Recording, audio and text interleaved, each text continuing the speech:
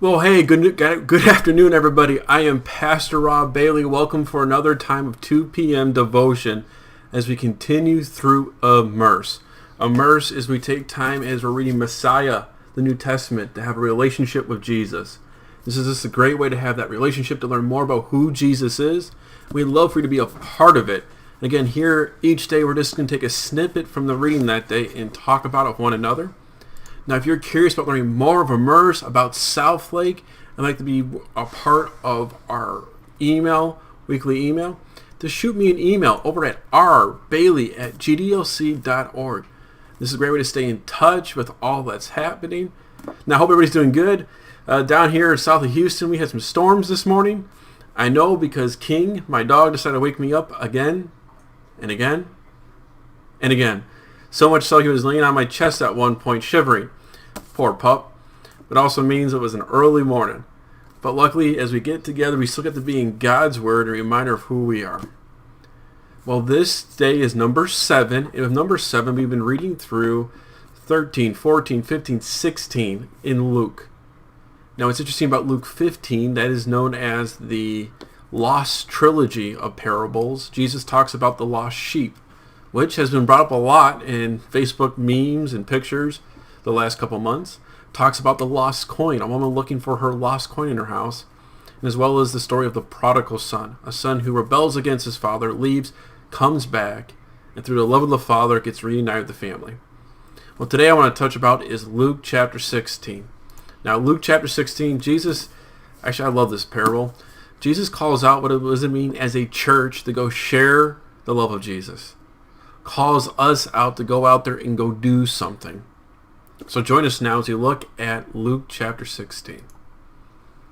So in our reading today, Jesus told his disciples that there was a certain rich man who had a manager handling his affairs. And one day a report came that the manager was wasting his employer's money. So the employer called him in and said, "This is what I hear about you. Get your report in order because you're going to be fired." So what we're reading here is Jesus is talking about how a rich ruler has somebody taking care of his money. And the rich ruler finds out that, you know what, the guy who's taking care of your money, he's either not managing it correctly, he's stealing from you, things aren't right. And boy, how true is this parable to society.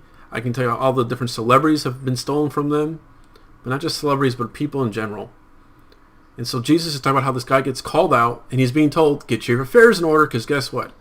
I'm going to fire you. So instead of firing him on the spot, gives him time to get everything together.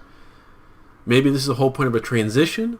I don't know, but for some reason, this money manager has an opportunity to get his affairs in order. So the manager thought to himself, my boss has fired me. I don't have the strength to dig ditches. I'm too proud to beg. I know that ensure this, I have plenty of friends who give me a home when I'm fired. So in a sense, the money managers realize, you know what, I really don't like manual labor. I don't want to go to work. Maybe I can reach out to my friends. Maybe they can help me.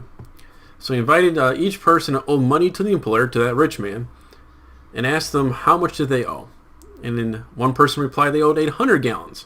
So what did the money manager do? He cut it in half to 40. He asked another person that owed money, and was 1,000 bushels of wheat. What was the reply? Here, the manager said, take the bill, make it 800. So as we keep reading verses 8 and going forward, what this manager keeps doing is he's meeting with people who owes money to the rich man, and he's pretty much cutting their debts, some of them in half, by a quarter. But the point being is all these people that owe money all of a sudden are really happy because this corrupt money manager is taking off their debt.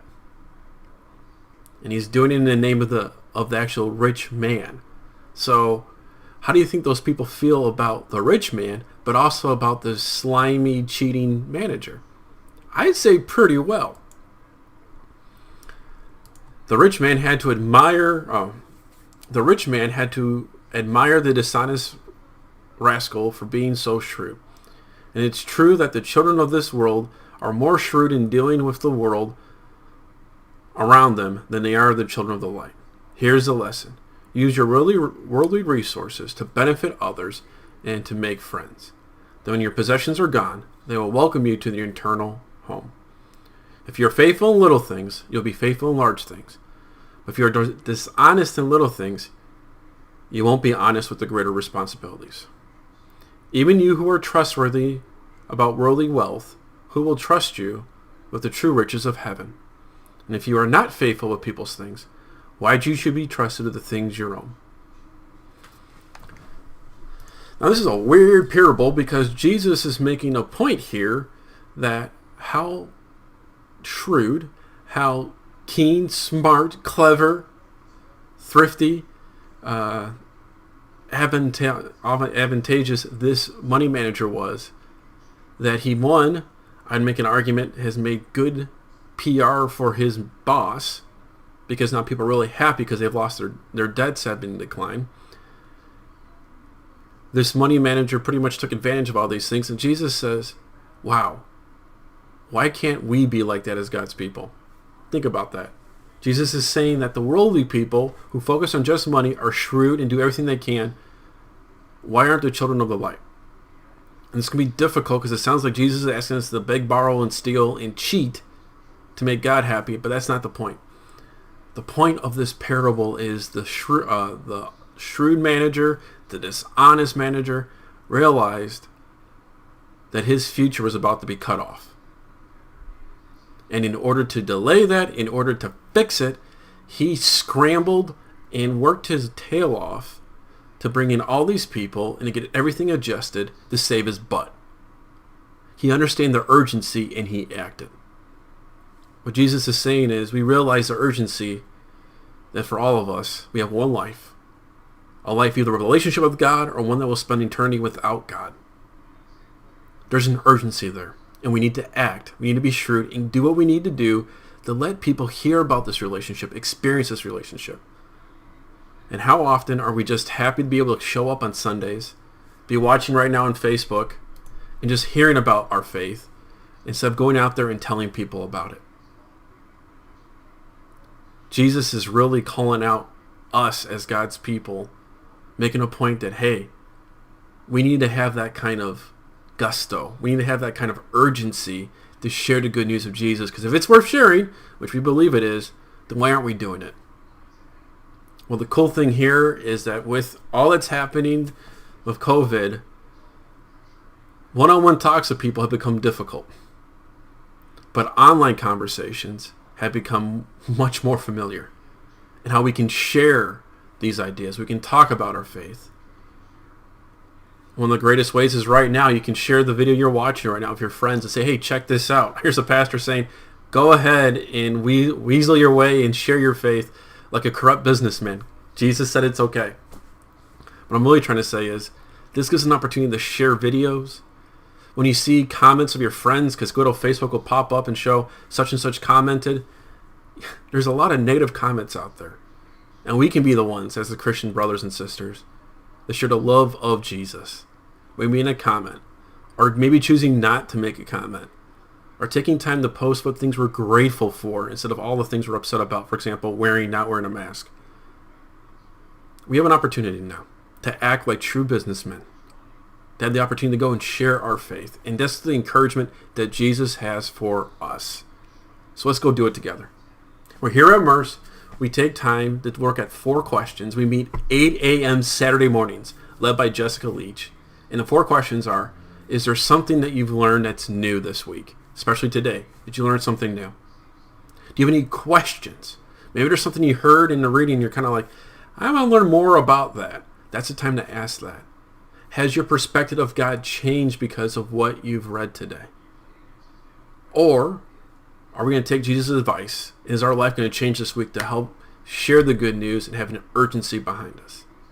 I would love to hear those answers, those comments, and the best way to do that is to join us on Zoom as we just come together. Again, a great way to get that notification is to shoot me an email at rbailey@gdlc.org or write your email in the comment. I'll make sure you get on the weekly email so you can get that link and join us together.